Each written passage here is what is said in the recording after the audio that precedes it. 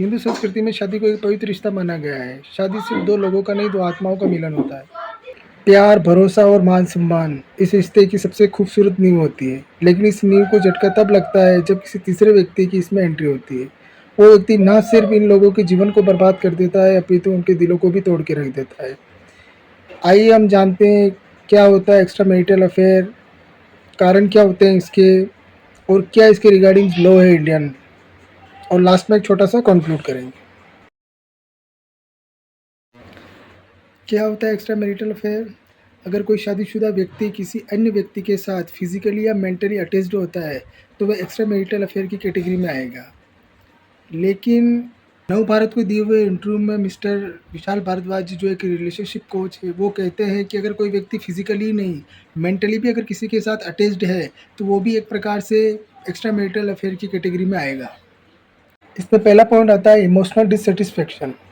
अगर पति पत्नी के बीच में एक इमोशनली कनेक्शंस नहीं है तो कोई भी व्यक्ति इस इमोशनल कनेक्शन को पाने के लिए बाहर की ओर रास्ता चुनेगा। वो इमोशनल कनेक्शंस क्या है? जैसे प्यार, एक दूसरे के प्रति मान सम्मान, संवेदना। इसमें अगला पॉइंट आता है कम्युनिकेशन गैप। पति पत्नी के बीच में कभी भी एक कम्युनिकेशन गैप नहीं रहना चाहिए। मतलब हमेशा उनके बीच में किसी न किसी टॉपिक को लेकर बातचीत होनी चाहिए। अगर वो कम्युनिकेशन गैप बढ़ता जाएगा तो एक घर में रहते हुए भी दोनों पति पत्नी एक अलग थलग से नज़र आएंगे, और फिर वो उस कम्युनिकेशन गैप को पूरा करने के लिए कहीं बाहर का रास्ता अपनाएगा और उस व्यक्ति को चुनेगा जो उसकी बात सुनता है। अगर दूसरे को बताए उससे तो अच्छा है कि घर में ही किसी अपने पार्टनर को बताए, जिससे कि क्या है कि एक सिस्टमेटिक ढंग से आपकी वैवाहिक जीवन चल सके। फिजिकल इंटीमेसी एक महत्वपूर्ण पॉइंट है इस सब्जेक्ट का।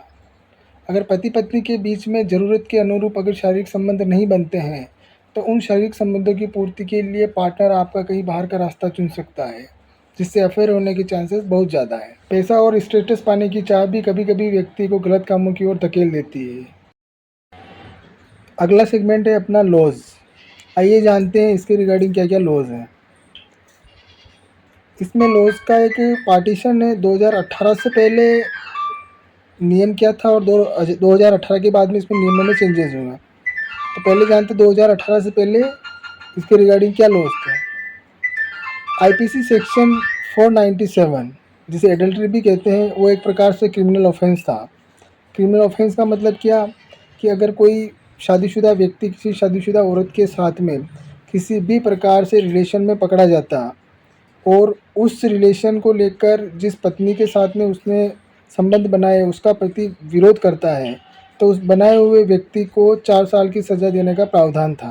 और इसमें याद रखने योग्य बात यह है कि जिस औरत ने आदमी के साथ में जो संबंध बनाए हैं उस औरत को लेकर सज़ा का किसी भी प्रकार का कोई प्रावधान नहीं था। अब बात करते हैं 2018 है उसके बाद में जो नियमों में चेंजेस हुए हैं। आईपीसी सेक्शन 497 एक प्रकार से क्रिमिनल ऑफेंस नहीं रहा। इसके पीछे कोर्ट का क्या तर्क है? कोर्ट का तर्क है इसके पीछे मोरल गलत है, मोरल रॉन्ग है किसी व्यक्ति का। अगर मोरल गलत है व्यक्ति का, अनैतिक रूप से है, तो वो एक प्रकार से गुनाह नहीं है। मतलब कहते हैं कि मुझसे गलती हुई, कोई गुनाह तो नहीं है, वो वाली बात है। अब बात करते हैं सिविल केसेस में। हिंदू मैरिज एक्ट 1311 के तहत एक्स्ट्रा मैरिटल अफेयर डाइवोर्स का एक मुख्य कारण बन सकता है। एक्स्ट्रा मैरिटल अफेयर भले ही आपको पल भर की खुशी दे सकता है, लेकिन वो जीवन भर का दुख दे जाती है। प्यार, भरोसा और एक दूसरे के प्रति मान सम्मान, यही वो चीज़ें हैं जो व्यक्ति को सफलता की ओर ले जाती है, ना कि छल और धोखा।